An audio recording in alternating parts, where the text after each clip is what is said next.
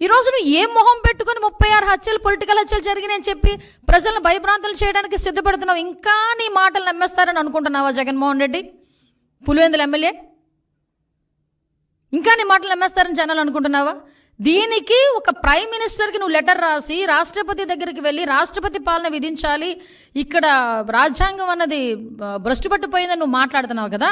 అసలు విషయం చెప్పను ఒకసారి. ఆంధ్రప్రదేశ్ హైకోర్టు తమరు 2019లో పీఠం ఎక్కిన తర్వాత 2020లోనే ఇక్కడ కాన్స్టిట్యూషనల్ బ్రేక్ డౌన్ జరుగుతుందని డైరెక్ట్గా హైకోర్టు ఆ రోజు మాట్లాడింది. దీనికేం సమాధానం చెప్తావు? ఆ రోజు 14 సంవత్సరాల సీఎం తర్వాత ఇప్పుడు మళ్ళీ సీఎంగా ఉన్నారు చంద్రబాబు నాయుడు గారు. ఏ రోజైనా అతని హయాంలో, అతని అడ్మినిస్ట్రేషన్లో ఇలాంటి కామెంట్ ఏ కోర్టు అయినా ఎవరైనా చేయగలిగారా? ఒకసారి చెప్పండి. నువ్వు పీఠం ఎక్కిన ఒక సంవత్సరంలోనే, సీఎం అయిన సంవత్సరంలోనే ఆంధ్రప్రదేశ్ హైకోర్టు ఇలా మాట్లాడింది నీ మీద. ఇది అథెంటికేషన్. నేనేం వేగ్గా మాట్లాడట్లా, అబద్ధం చెప్పట్లా నీకులాగా. అంటే నువ్వు ఈరోజు పొలిటికల్గా మన కాన్స్టిట్యూషన్ బ్రేక్ డౌన్ అవుతుందని చెప్పి రాష్ట్రపతి పాలన విధించాలని ఏకంగా మాట్లాడుతున్నావంటే నీకు ఎంత తహతహగా ఉందో అధికార పీఠంలో కూర్చుని పోవడానికి నాకు అర్థం. అంటే అధికారం కోల్పోయి నెల రోజులకే ఏ రకంగానైనా దొడ్డిదారిని ఎలా అయినా వెళ్ళిపోవాలని ప్రజల్ని మభ్యపెట్టడానికి నువ్వు చేస్తున్న మైండ్ గేమ్ క్లియర్గా జనాలకు అర్థం కావాలనే ఉద్దేశంతోనే నేను ఈరోజు ప్రెస్ ముందు కూర్చున్నా. ఈరోజు ఎవడైనా పరామర్శకి వెళ్ళి అమ్మ ఎలా జరిగింది, ఎంతమంది పిల్లలు, ఏంటి నీ పోషణ ఏంటి, నా మనిషివి కదా, నీకు ఎంత కాంపన్సేషన్, పార్టీ నుంచి ఎంత కాంపన్సేషన్ ఇస్తాను, ఇలాంటివి మాట్లాడాలి. అతగాడు ఏం మాట్లాడాడండి? నీకు అమ్మఒడి వచ్చిందా? అమ్మఒడి నేను ఉంటే ఇచ్చేవాడిని, వసతి దీవెని ఇచ్చేవాడిని, ఇప్పుడు చంద్రబాబు నాయుడు గారు అవన్నీ ఇచ్చారా, అవన్నీ అయినాయా, ఇవన్నీ మాట్లాడతాడు ఎవడైనా? మైండ్ దొబ్బిందని తెలుసు, మరీ ఇంతలాగా జగన్మోహన్ రెడ్డికి పరామర్శ. అంటే నేను ఎందుకు క్లియర్గా ఎక్స్ప్లెయిన్ చేస్తున్నానంటే అతను పొలిటికల్గా ఒక ప్లాట్ఫామ్ గురించి ఎత్తుక్కుంటున్నాడు. దానికి మాచర్ల అనే ఇష్యూని క్రియేట్ చేసుకున్నాడు. వినుకొండ అనే ఇష్యూని క్రియేట్ చేసుకున్నాడు. ఆ వినుకొండలో జరిగిన ఇన్సిడెంట్ గురించి పర్టికులర్గా దాని మీద ఏదో రకంగా వెళ్ళి బురద జల్లాలనే ఉద్దేశంతో అతను వెళ్ళి అక్కడ మాట్లాడాల్సిన మాటలు మానేసి, హత్య జరిగిన చోట రషీద్ గురించి మాట్లాడడం మానేసి, రషీద్ గారి తాలూకా కుటుంబం గురించి మాట్లాడడం మానేసి ఫోటోలు చూపిస్తున్నాడు. ఎస్, నేను ఉన్నట్టే ఫోటోలు చూపించావు. ఫోటోలు చూపించినప్పుడు ఏం చెప్పావు? ఎమ్మెల్యే గారి భార్యకి కేక్ తినిపించావు. 10 సార్లు నొక్కి నొక్కి నొక్కి నొక్కి చెప్పావు. మా వాళ్ళు సోషల్ మీడియాలో వేస్తున్నారు, భారతి గారితో ఫోటో ఉంది అతనికి సెల్ఫీ. మరి ఎమ్మెల్యే గారి తాలూకా ఒక్క జిలానీనే హత్య చేశాడు, జిలానీనే అరెస్ట్ చేశారు, మిగతా వాళ్ళందరినీ ఎందుకు అరెస్ట్ చేయలేదు, ఇతనితో ఇంతమంది ఫోటోల్లో ఉన్నారు అని నువ్వు అన్నప్పుడు భారతి గారిని కూడా అరెస్ట్ చేయాలా? నిన్ను కూడా అరెస్ట్ చేయాలి. ఎందుకంటే నీతో కూడా సెల్ఫీ ఉంది, నేను చూపించమంటే చూపిస్తా. భారతి గారితో సెల్ఫీ ఉంది. ఎందుకంటే ఇంతకుముందు మీ పార్టీలో చాలా యాక్టివ్ పార్టిసిపెంట్ కదా. వాళ్ళ మధ్యలో ఉన్న వర్గ విభేదాలతో ఒకరినొకరు అక్కడ చంపుకోవడం అనేది తప్పు. నేను దానికి ఏకీభవించట్ల. చంపుకోవడం అనేది ఎట్టి పరిస్థితుల్లో అంత బ్రూటల్గా చంపడం అనేది తప్పు. ఇమ్మీడియట్గా అరెస్ట్ జరిగింది, రిమాండ్కి పంపించాం. ఎక్కడ కూడా ఎటువంటి ఇబ్బంది కలగకుండా చూసుకున్నాం. నువ్వు వెళ్ళి రెచ్చగొడుతున్నావు. మళ్ళీ అక్కడికి వెళ్ళి వినుకొండ నువ్వు వెళ్ళి అక్కడ రెచ్చగొట్టి నువ్వు మళ్ళీ తిరిగి మాట్లాడితే పరిస్థితి వచ్చిందంటే ఒకసారి నీ తాలూకా మైండ్ సెట్ ఒకసారి ఆలోచించు.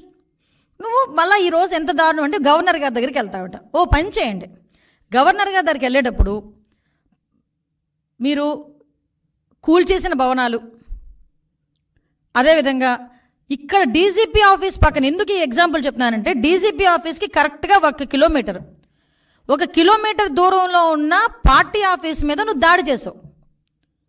ఈరోజు చంద్రబాబు నాయుడు గారు చలో ఆత్మకూరు పెడితే అక్కడికి వెళ్ళి చంద్రబాబు నాయుడు గారి ఇంటి గేట్లకి వెళ్ళి పెద్ద పెద్ద రాడ్లు తాడులు కట్టి బంధించావు.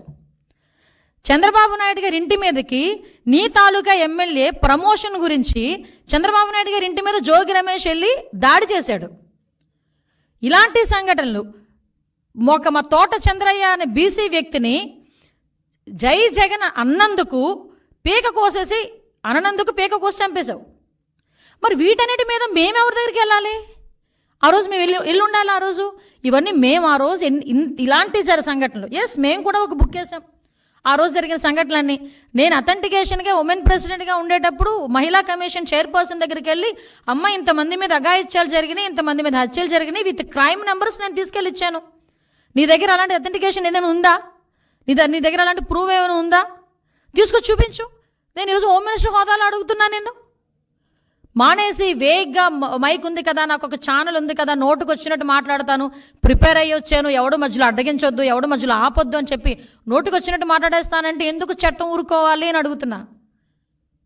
ఆ రోజు నువ్వు ఎవరినైతే ఉపయోగించుకొని, పోలీసులను ఉపయోగించుకొని ఎంతమంది మీద ఇబ్బంది పెట్టావు.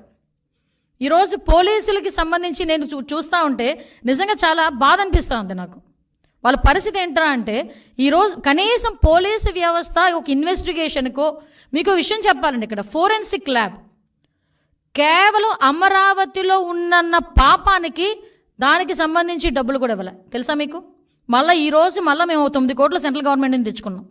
దానికి ఒక అమరావతిలో ఉన్నది అన్న ఒకే ఒక పాపానికి అమరావతిని కిల్ చేయాలి కాబట్టి అక్కడ జరిగే ఫోరెన్సిక్ ల్యాబ్ను కూడా మీరు కిల్ చేసేసావు. ఒక వెహికల్స్ లేవు, సీసీ కెమెరాస్ లేవు, మెయింటెనెన్స్ లేదు, ఈవెన్ ఫింగర్ అథెంటికేషన్ అది లేదు. వాటన్నిటికీ కూడా ఈరోజు అంటే అన్నీ కూడా నిర్వీర్యం చేసి కేవలం నీ దగ్గర నీ కాపలాకి 1000 మంది పోలీసులను ఇంటి దగ్గర పెట్టుకొని నువ్వు రోడ్డు మీద వెళ్తే పరదాలు కట్టడానికి, నువ్వు రోడ్డు మీద వెళ్తే చెట్లు నరగడానికి, నువ్వు రోడ్డు మీదకి వెళ్తే బారికేడ్ చేయడానికి, నీకు కాపలా చేయడానికి మాత్రమే 5 సంవత్సరాలు పోలీసులను ఉపయోగించుకున్నావు. దాంతోపాటు టీడీపీ లీడర్స్ దగ్గర ఎవరు ఇంట్లోంచి బయటకు రాకుండా ఉండడానికి. ఈ నెల రోజుల్లో చంద్రబాబు నాయుడు గారు అవుట్డోర్ ప్రోగ్రామ్స్ ఎన్ని చేశారండి? ఎక్కడైనా పరదాలు కట్టారా? ఎక్కడైనా బ్యారికేడ్ వేసారా? ఏ వైఎస్ఆర్సీపీ లీడర్నైనా ఇంట్లో పెట్టి బంధించామా? ఎక్కడైనా ఎవరినైనా హౌస్ అరెస్ట్ చేసావా? మరి ఎందుకు నువ్వు ఆ రోజు అలా చేయలేకపోయావు? ఈరోజు చంద్రబాబు నాయుడు గారు డెలిబరేట్గా యాజ్ పర్ ప్రజాస్వామ్యం ప్రకారం అతను ఎక్కడికైనా వెళ్తున్నప్పుడు కూడా ఎక్కడ కూడా ప్రజలకు ఇబ్బంది లేకుండా చేసుకునే పరిస్థితి చేసుకుంటున్నారు. ఇందులో నువ్వు రాష్ట్రపతి పాలన ఎక్కడ అడుగుతావు? నువ్వు చైల్డ్ అబ్యూజింగ్స్ మాట్లాడుతున్నావు. నీ హయాంలో గురించి క్రిమినల్స్ ఏదైతే మహిళల మీద దాడులు, మహిళల మిస్సింగ్లు చూసుకుంటే క్రైమ్ రిపోర్ట్ ప్రకారం కూడా, నేషనల్ క్రైమ్ రిపోర్ట్ ప్రకారం కూడా చూసుకుంటే తమరి హయాంలో డబుల్ అయినాయి. చాలామందిని ఈ రోజుకి కూడా పట్టుకోలే. ఎగ్జాంపుల్ చెప్పమంటావా? రాజమండ్రి దగ్గర తమరందరూ కలిపి వెళ్ళి దిశ పోలీస్ స్టేషన్ ఓపెన్ చేసి ఆడవాళ్ళందరితో పాటు నువ్వు కూడా వెళ్ళి ఒక రిబ్బన్ కట్ చేసి వచ్చావు. ఆ రోజు సాయంత్రానికి గ్యాంగ్ రేప్ అయిన ఒక అమ్మాయిని ఆటోలో వదిలేస్తే ఈ రోజు వరకు ఆ నిందితులను పట్టుకోలేదు. అంతవరకు ఎందుకయ్యా? తాడేపల్లి నీ ఇంటి దగ్గర ఒక గ్యాంగ్ రేప్ జరిగితే కాబోయే భర్త ముందు భార్యని అత్యాచారం చేస్తే వెంకటరెడ్డి అన్నవాడిని ఈ రోజుకి కూడా పట్టుకోలేకపోయావు. ఆ రోజు 5 సంవత్సరాలు నీకు సరిపోలేదు.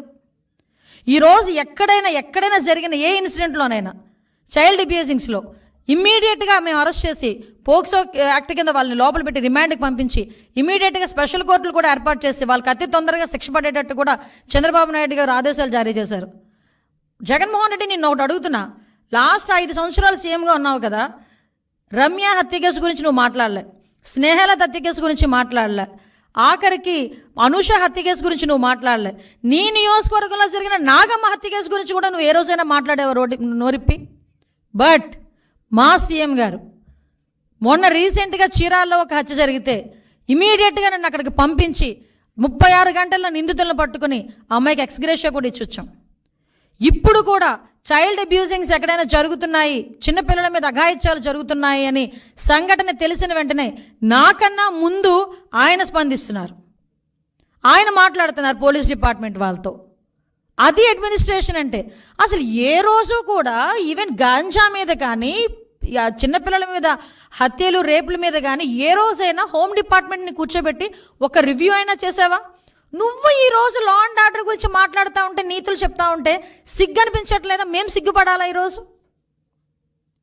ఇది నేను ప్రజలకి చెప్పాలి ఈ విషయాలన్నిటి. నేను ఎంత దారుణంగా మా మీద బురద చల్లడానికి, మన మీద బురద చల్లడానికి ఎందుకు మన అన్నారంటే, ఈరోజు ప్రజలందరూ కూడా మ్యాండేట్ ఇచ్చి ఈరోజు చంద్రబాబు నాయుడు గారిని కూర్చోబెట్టారు. అంటే చంద్రబాబు నాయుడు గారి మీద ఒక మాట మాట్లాడుతున్నారంటే ప్రజలందరి మీద కూడా మాట్లాడినట్టే.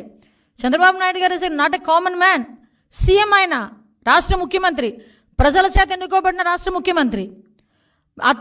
మీకు ప్రూవ్ ఉంది, మాట్లాడండి, మేము సరిదిద్దుకుంటాం.